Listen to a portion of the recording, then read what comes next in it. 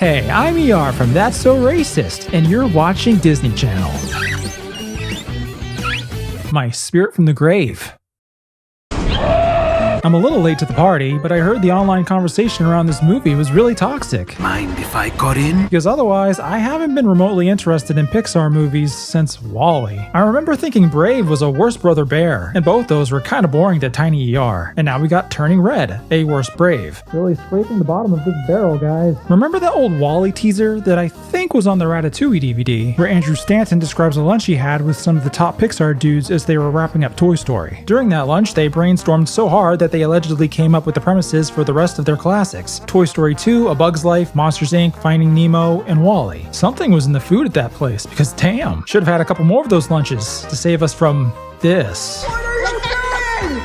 Stop moving like that! Is this bothering you? It's kind of funny. The first all-woman-led creative team in Pixar history, and what did they make? A rather direct allegory for menstruation. You forgot your pants! Jeez, ladies. I know the lads have their coming-of-age movies, but it wasn't like Walt was trying to sneak in uncomfortable conversations when the pretty blonde lady gave Pinocchio growing wood. It happened very organically. Pixar president Jim Morris told The Hollywood Reporter of bringing together the film's head team. I'm sure it did, Jim. I've seen it happen myself. Nepotism seems to be a very organic behavior among some lady folk, as is apparently this? Yeah, Turning Red begins with a 13-year-old girl shaking it at the camera. I like gyrating! I'm 13!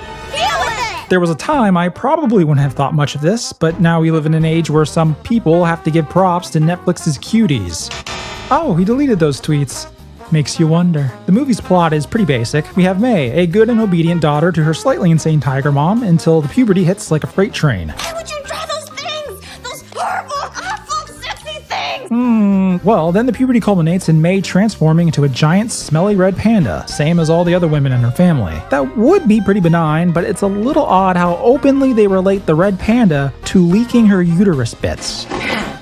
Regular, overnight, scented, unscented. Yeah, this stuff will fly straight over kids' heads, but it's still gonna smack into their parents' faces behind them, so we're supposed to compare the red panda to period blood? Oh! I'm sorry, ladies, that's just kinda nasty. I mean, imagine an all-dude team made the Pixar movie Going Bananas, about a boy waking up as a giant banana and his peels start to retract and he has to wash under him or else a smelly goop starts to collect and he goes rigid whenever he sees a girl.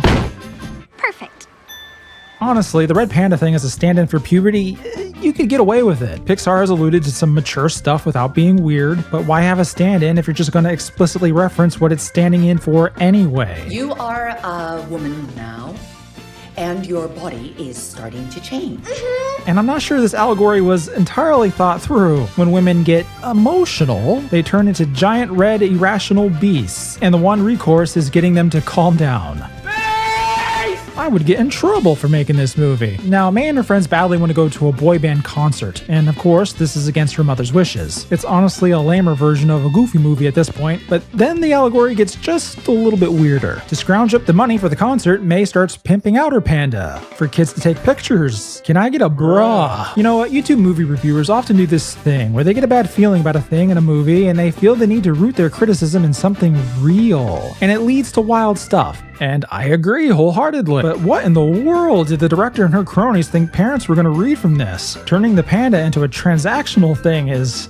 oh boy. They have a much less weird version of this later, where a kid pays May to be at his birthday party as the entertainment. Probably should have just stuck with that. At the party, May is caught out by her mother, but she lays all the blame on her friends, betraying them like a little bitch. So the friends go to the concert without her, while May undergoes a magical rite to seal her panda away. May does this voluntarily, until the last second, then poofs off to the concert, which upsets her mother so bad she becomes a fucking kaiju and kills at least 20 concert goers. That's right, folks, those Chinese immigrants really are destroying Toronto. Our cast resolves this situation by unleashing all the pandas, singing, and, twerking. Take it, Mo! Take it! Stop it! In the end, they calm the raging roid monster of a mom down, and the ladies seal away their pandas again. Except for May, because... You're not going out like that, are you? My panda, my choice, Mom. Okay, what the fuck? What are the adults in the room supposed to take away from this in their kids' movie? Now I'm imagining May aborting all her female kids to end her cursed kaiju bloodline. Was that what the Chinese were doing? My panda, my choice, Mom. Turning Red is honestly just bizarre. I'm not sure I've ever seen a kids movie this tone deaf, certainly not recently. In a post-Shrek world, how do you manage to piss off this many parents for being inappropriate? Well, one, by having the overt message that honoring your parents is secondary to honoring yourself. I put my family first. I tried to be a good daughter. Sorry, I'll never be like you. Pandas going their own way, which their tiger moms will just magically accept. I can see how that'd ruffle some feathers. Or fur. And two, the clear-cut period comparison was more than a little unnecessary to say the least. There's really no point engaging with the plot either. A giant stomping kaiju amounts to no consequences, despite that they don't even hide the existence of the giant panda, in which case I'm not sure why they need to seal them in the first place.